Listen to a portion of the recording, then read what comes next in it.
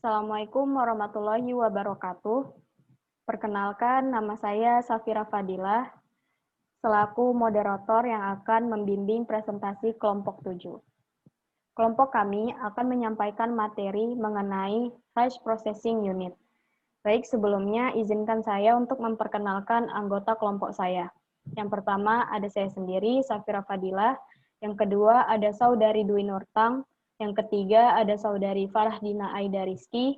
Yang keempat ada saudari Suharni Mileniawati. Baik, selanjutnya kami akan menyampaikan materi yang mana akan disampaikan oleh saya sendiri, yaitu tentang latar belakang.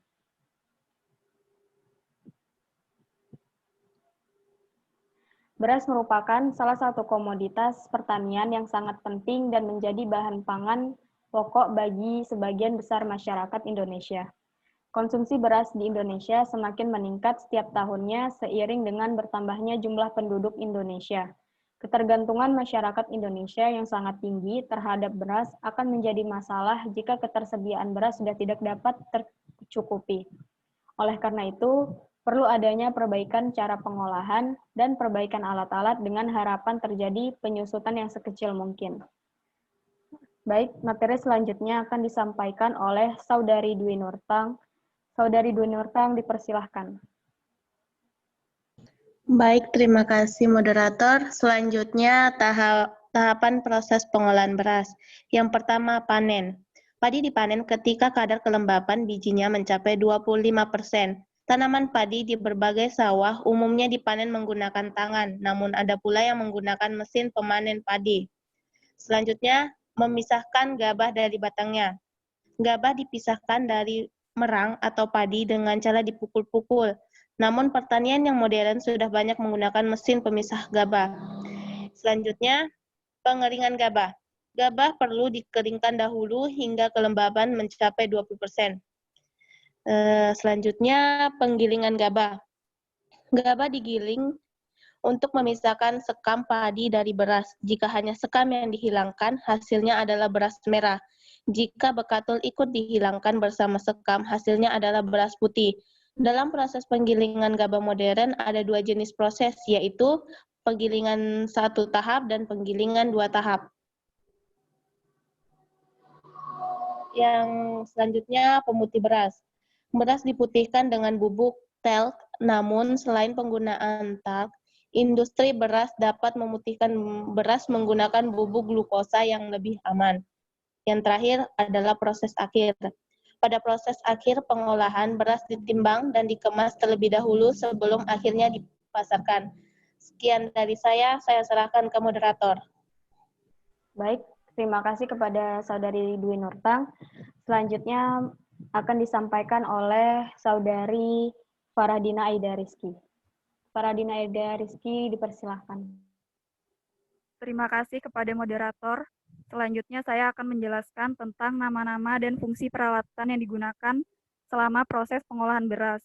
Secara umum, mesin-mesin yang digunakan dalam proses pengolahan beras dapat dikelompokkan sebagai berikut. Yang pertama, mesin pemecah kulit sekam. Mesin pemecah kulit atau sekam gabah kering giling berfungsi untuk memecahkan dan melepaskan kulit gabah. Input bahan dari mesin ini adalah gabah kering giling GKG, yaitu gabah dengan kadar air sekitar 14%, basis basah dan outputnya berupa beras pecah kulit BPK yang berwarna putih kecoklatan atau kusam atau disebut juga brown rice. Mesin pemecah kulit gabah yang banyak digunakan dewasa ini adalah mesin tipe rubber roll yang prinsip kerjanya memecah kulit gabah dengan cara memberikan tenaga tarik akibat kecepatan putar yang berbeda dari dua silinder karet yang dipasang berhadapan. Next. Yang kedua, mesin pemisah gabah dan beras pecah kulit atau brown rice separator. Mesin pemisah gabah dan beras pecah kulit atau brown rice separator digunakan untuk memisahkan gabah dari beras pecah kulit. Mesin pemisah gabah dan beras pecah kulit mempunyai 3 tipe, yaitu yang pertama, pemisah jenis kompartemen. Pemisah jenis kompartemen terdiri dari dinding pemisah vertikal papan luncur secara zigzag. Campuran gabah dan beras pecah kulit membentur papan pemisah zigzag tersebut, maka akan meluncur jatuh melalui papan luncur. Jika gabah yang lebih ringan akan terangkat ke atas dan dikeluarkan melalui pintu keluaran di bagian atas papan luncur. Sedangkan beras pecah kulit yang berada di bagian bawah dikeluarkan melalui pintu keluaran yang berada di bagian bawah papan luncur. Yang kedua, pemisah berdasarkan berat jenis. Pemisah ini banyak dipakai pada mesin-mesin penggiling terbaru. Pemisah jenis ini terdiri atas papan pemisah berbentuk bujur sangkar yang diletakkan miring pada bidang datar dengan sejumlah cekungan. Saat papan bergetar, gabah dan beras pecah kulit terpisah akibat dari perbedaan berat jenis. Yang ketiga, pemisah jenis selayar atau type saringan. Terdiri dari ayakan saringan yang bergetar berjumlah 6-15 ayakan. Next.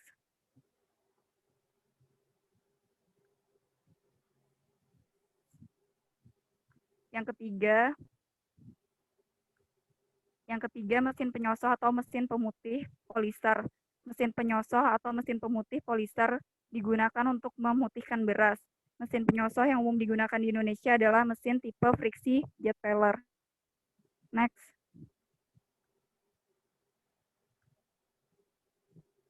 Yang keempat, mesin pengayak bertingkat atau sifter digunakan untuk memisahkan beras menurut kelompok mutunya. Next. Yang kelima, mesin atau alat bantu pengemasan, timbangan dan penjahit karung. Pengemasan umumnya menggunakan karung plastik berukuran 5-25 kg. Penimbangan dilakukan secara manual. Demikian pula penutupan karung dapat dilakukan secara manual, baik dengan ataupun tanpa bantuan alat penjahit portabel. Sekian penjelasan dari saya. Baik, terima kasih kepada Saudari Faradina Aida Rizky. Selanjutnya, materi akan disampaikan oleh Saudari Suharni Mileniawati. Saudari Suharni Mileniawati, dipersilahkan.